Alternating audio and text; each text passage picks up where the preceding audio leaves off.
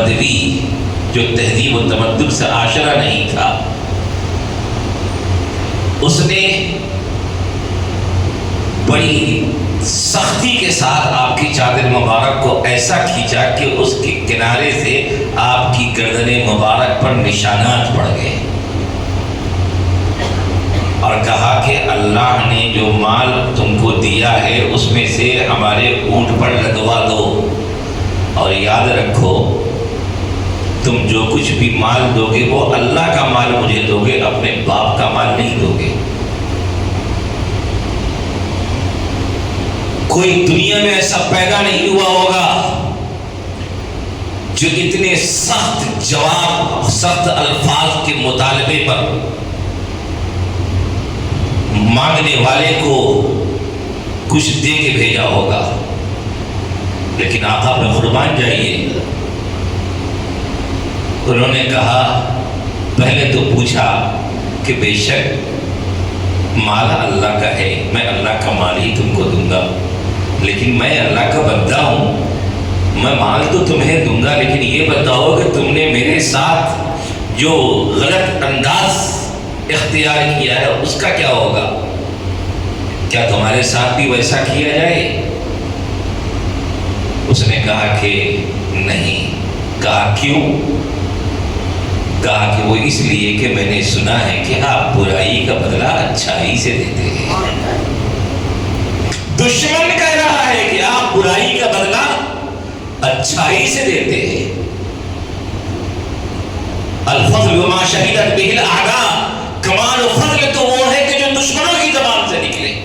اپنے تو آپ کے غلام ہیں، یہاں دشمن آپ کی عظمت کی گواہی دے رہے ہیں۔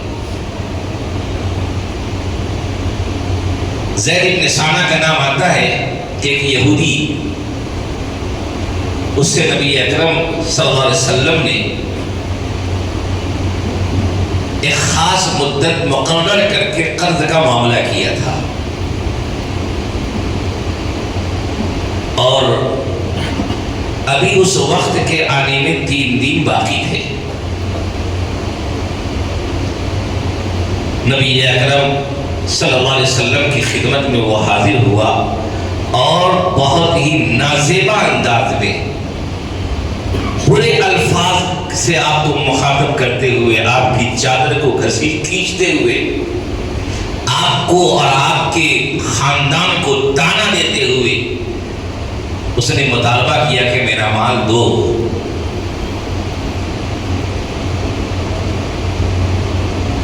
نبی اکرم صلی اللہ علیہ وسلم کے ساتھ اس منظر کو دیکھ کے حضرت عمر رضی اللہ تعالیٰ عنہ آپ بہولا ہو گئے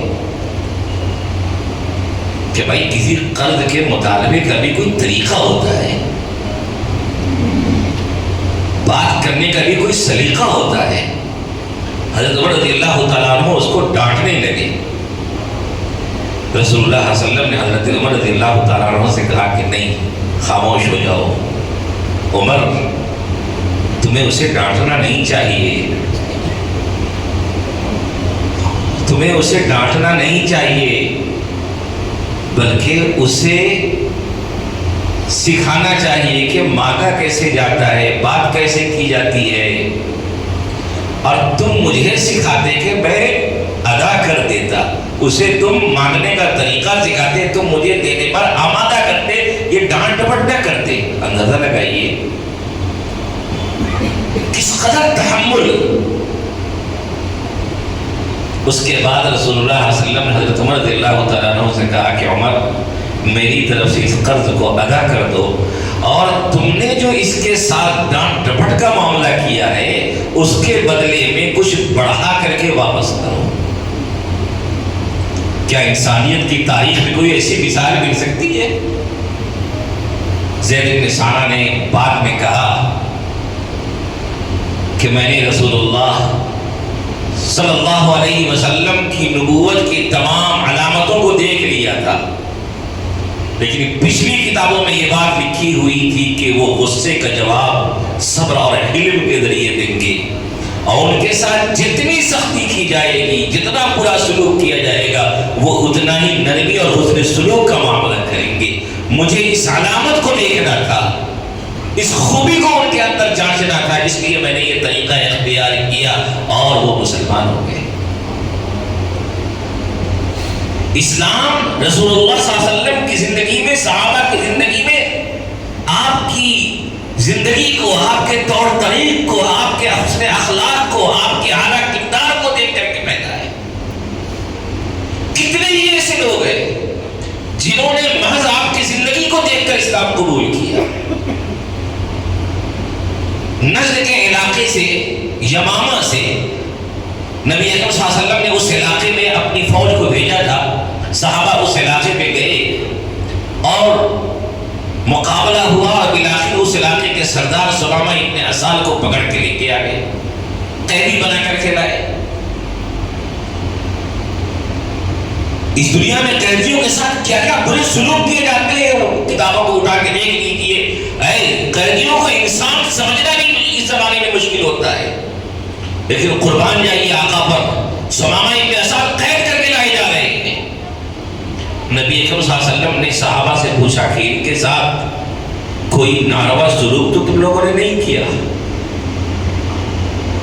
ان کے کھانے کی، ان کے طور طریق کی، ہر چیز کی آپ فکر کر رہے ہیں۔ تو صحابہ نے کہا یا رسول اللہ کچھ نہیں کیا، صرف انہیں باندھا ہے، قید کیا ہے۔ مسجد نبوی کے ستون میں ان کو باندھ دیا گیا تھا۔ روایت میں آتا ہے پہلے دن رسول اللہ صلی اللہ علیہ وسلم سمامہ کے پاس آئے، قبیلے کا سردار، کہا سمامہ کیا بات ہے، کچھ ہے تمہارے پاس، کچھ کہنا چاہتے ہو؟ کہا کہ میں بس اتنا کہنا چاہتا ہوں کہ معاملہ خیر ہی ہے، اگر آپ قتل کریں گے تو خونی انسان کو قتل کریں گے جس نے آپ کے لوگوں کو کا خون بہایا ہے، اور اگر آپ معاف کریں گے تو مجھے اپنے احسان پر شکر ادا کرنے والا پائیں گے، اور اگر آپ مال چاہتے ہیں تو جتنا مال آپ چاہے ہم دینے کے لیے آپ کو تیار ہیں۔ یہ بات سن کے رسول اللہ صلی اللہ علیہ وسلم وہاں سے چلے گئے، کیونکہ رسول اللہ صلی اللہ علیہ وسلم بہت سی چیزوں میں اللہ کے فیصلے کا بھی انتظار فرماتے تھے۔ وہاں تو براہ راست اللہ کے اشاروں کی تعمیل ہوتی تھی، اللہ کے مرضیات کی تکمیل ہوتی تھی۔ دوسرے دن رسول اللہ صلی اللہ علیہ وسلم ان کے پاس آئے اور کہا سمامہ کچھ کہنا ہے، کوئی بات ہے تمہارے پاس؟ کہا کوئی بات نہیں، وہی باتیں ہیں جو میں کہہ چکا ہوں۔ پچھلی باتوں کو دہرایا۔ آپ صلی اللہ علیہ وسلم تشریف لے گئے۔ یہاں غیب کے پردے میں کچھ اور انتظام چل رہا تھا۔ آپ صلی اللہ علیہ وسلم کے حسن اخلاق کو ان کی نظروں کے سامنے پیش کیا جا رہا تھا، اور جب اللہ تعالیٰ کسی کے لیے ہدایت کے فیصلے فرماتے ہیں تو ویسے حالات و اسباب بھی اس کے لیے پیدا فرما دیتے ہیں۔ تیسرے دن رسول اللہ صلی اللہ علیہ وسلم ان کے پاس آئے، وہی سوال کیا، وہی جواب ملا۔ آپ صلی اللہ علیہ وسلم نے کہا کہ سمامہ کو کھول دو۔ صحابہ نے کھول دیا، وہ نکلے ہیں وہاں سے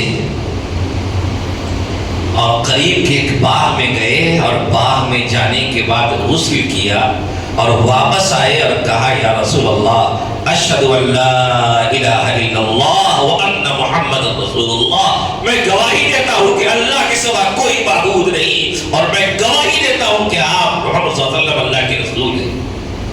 آئے تھے قید ہو کر کے، مدینے میں رہ کر کے آپ کے حسن اخلاق کو دیکھ رہے تھے کہ اتنے بڑے مجرم کے ساتھ اتنے بڑے آقا کیا کر رہے ہیں۔ یہاں تو دیکھا کہ عفو درگزر کی دریا بہ رہی ہے، جانی دشمنوں کو معاف کیا جا رہا ہے، کوئی مال کا مطالبہ نہیں، کوئی جان کا مطالبہ نہیں، کوئی خون نہیں بہایا جا رہا ہے، انسانیت کے تمام اخلاقوں کے اعلیٰ اقدار کو نبھایا جا رہا ہے۔ پھر قریب ہوئے، کہا یا رسول اللہ ایک حقیقت بتاؤں، خدا کی قسم آپ کے چہرے سے زیادہ مجھے کسی چہرے سے نفرت نہیں تھی، لیکن اب آپ کے چہرے سے زیادہ مجھے کسی چہرے سے پیار نہیں ہے۔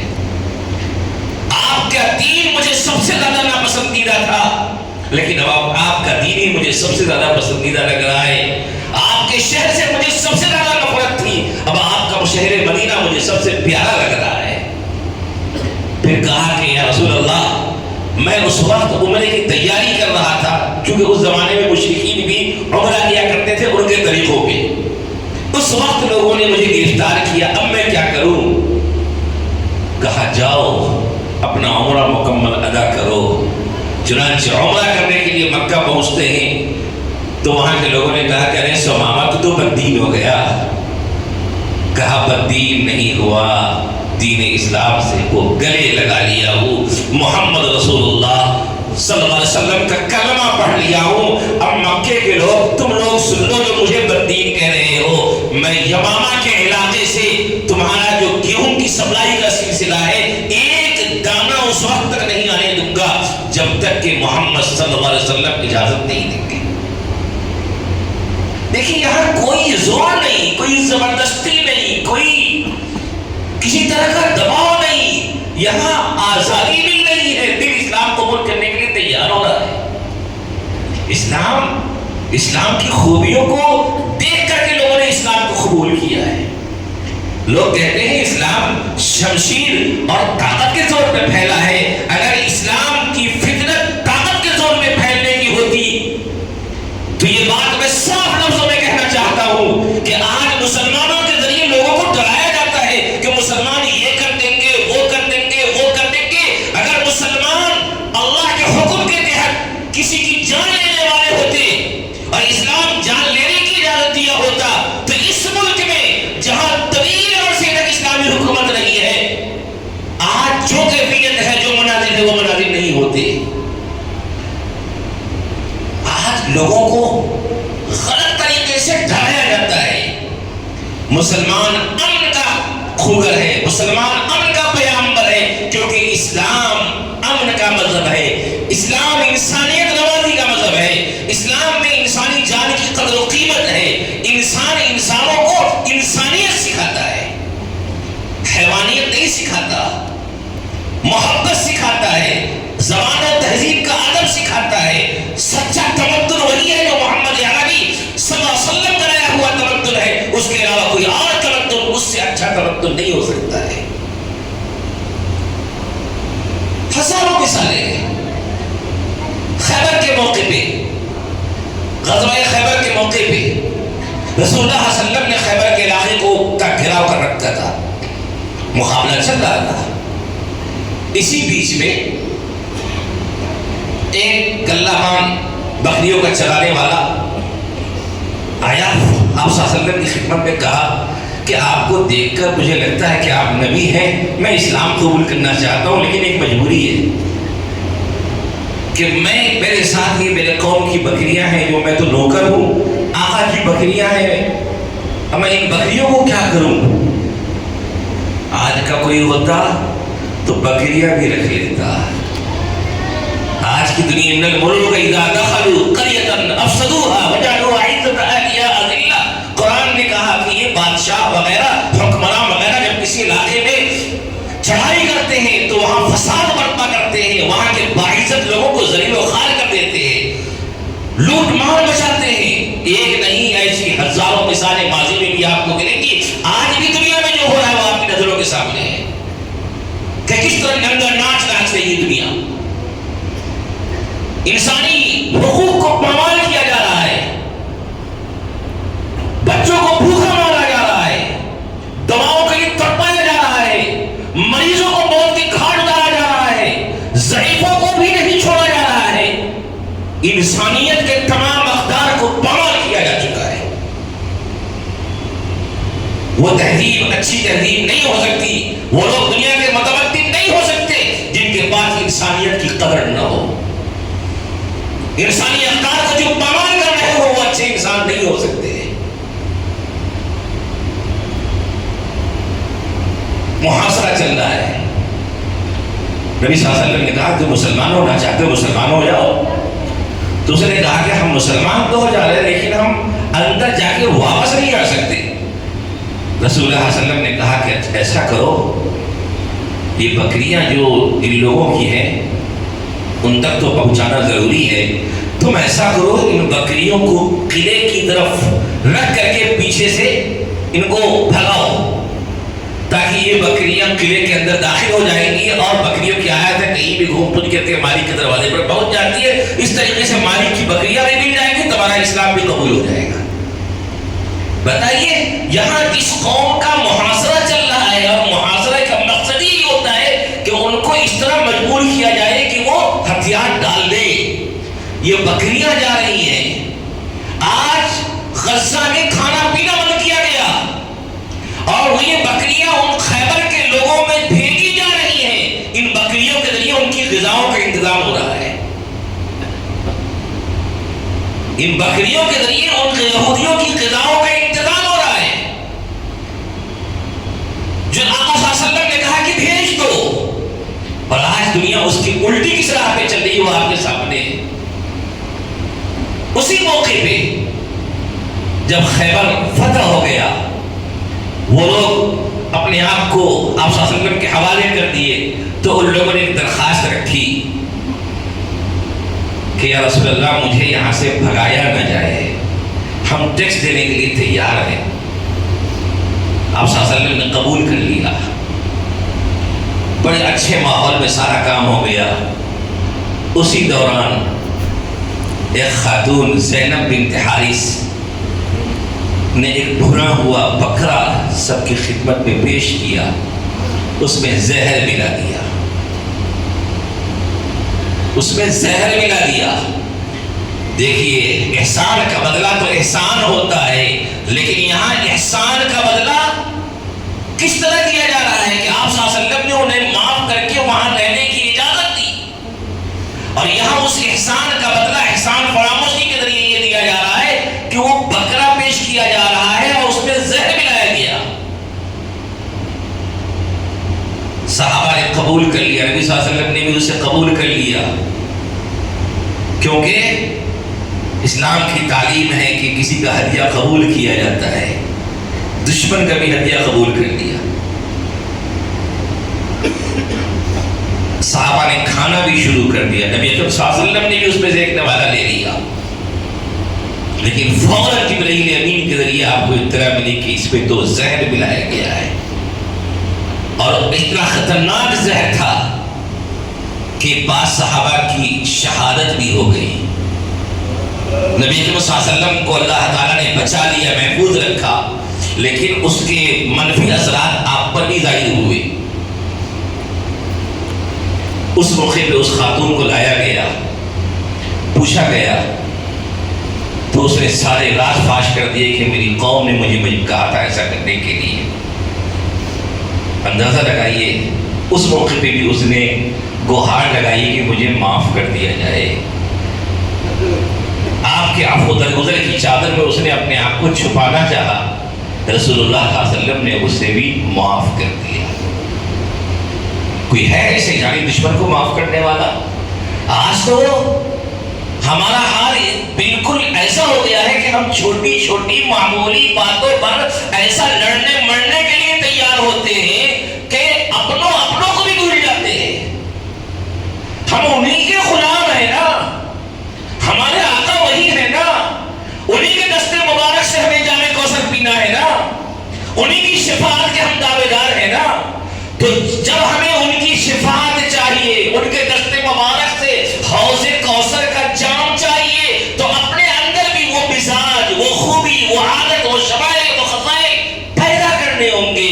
دشمنوں کو معاف کرنا سیکھنا ہوگا, کیونکہ قرآن کریم میں ایمان والوں کی صفت بیان کی گئی ہے, والکاظمین الغیظ والعافین عن الناس واللہ یحب المحسنین. کہ ایمان والے متقی لوگ, اللہ کے بندے کون ہیں؟ جو غصے کو پی لیتے ہیں, لوگوں کو معاف کر دیتے ہیں, اور اللہ تو نیکی کرنے والے کو, احسان کرنے والے کو پسند فرماتے ہیں. آقا کی زندگی بھی ہمارے سامنے ہے, اور قرآن کی ہدایت بھی ہمارے سامنے ہے. اس سے کیا ہمیں سیکھنا ہے؟ ہم بھی اپنے اندر عفو درگزر کا مزاج پیدا کریں, چھوٹی چھوٹی باتوں پہ لڑنا جھگڑنا بند کریں. جہاں جانی دشمنوں کو جب معاف کر کے ہمارے آقا ہمیں معاف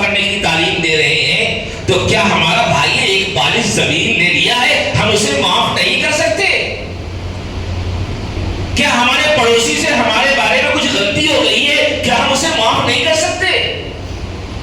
کیا راستے پر چلتے ہوئے کسی کی نادانی سے ذرا سی ہمیں ٹھیس لگ گئی ہے، کیا ہم اسے معاف نہیں کر سکتے؟ کوئی ذرا ہمیں گھور کے دیکھ لیا ہے تو کیا ہم اسے معاف نہیں کر سکتے؟ آج کل جتنی لڑائیاں جھگڑے چل رہے ہیں ان میں سے زیادہ تر چیزوں کی حقیقت یہ ہے کہ وہ جو بھی باتیں ہیں، معمولی باتیں ہیں، لوگوں نے اس کو انا کا مسئلہ بنا کر کے دل کو تار بنا رکھا ہے۔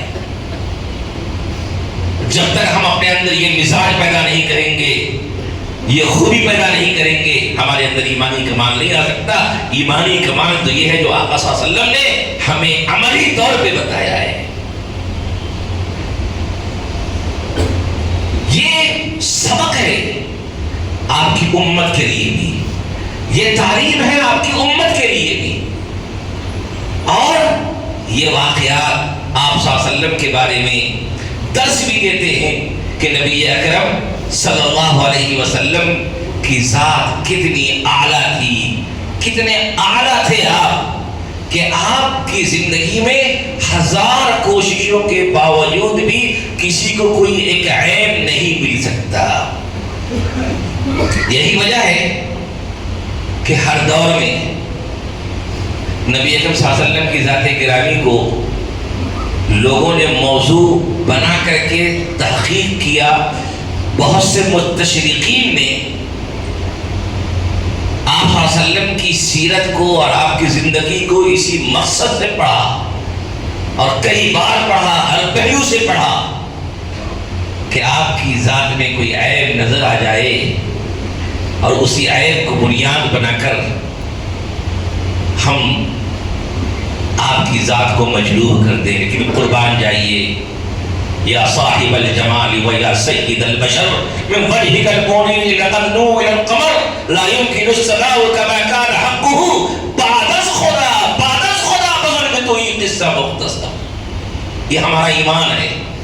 بعد خدا بزرگ تو یہ قصہ مختصر، ایک عیب بھی، ایک خامی بھی آپ کی سیرت میں کسی کو نظر نہیں آئی، بلکہ سچی بات تو یہ ہے کہ جس نے بھی آپ کی سیرت کو تحقیق کے ساتھ چاہے معاندانہ نظر سے ہی پڑھنا شروع کیا، اللہ نے اس کے دل کو آپ کے قدموں میں لا کے ڈال دیا۔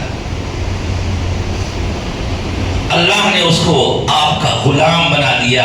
کیوں؟ اس لیے کہ یہاں خوبیاں ہی ملے گی، خامی نظر نہیں آئے گی۔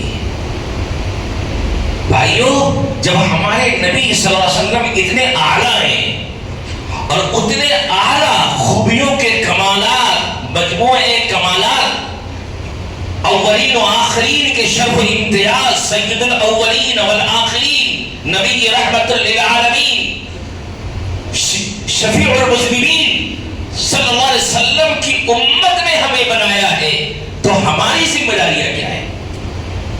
ہماری ذمہ داریاں یہ ہیں کہ ہم اپنے آپ کو آپ کے نقش قدم کے مطابق بنانے کی کوشش کریں، سنوارنے کی کوشش کریں، اپنے اندر تبدیلیاں لائیں۔ یاد رکھیے، تبدیلیاں لائیں گے تو اللہ کی رحمتوں برکتوں کے ہم مستحق ہوں گے، انعامات الہیہ کے ہم مستحق ہوں گے۔ اور تبدیلیاں ہم نہیں لائیں گے، ہمارے معاملات میں دھوکہ چلتا رہے، ہماری زبان پہ جھوٹ جاری رہے، ہمارے دل میں غلط خیالات کا مجمع رہے، ہم ہر طرح کے منافقانہ علامات سے اپنے آپ کو جوڑے رہیں، تو بتائیے کیا نبی کے غلام کو یہ چیزیں زیب دیتی ہیں؟ آقا نے کہا کہ میری امت جھوٹ نہیں بول سکتی، ہم جھوٹ کثرت سے بول رہے ہیں۔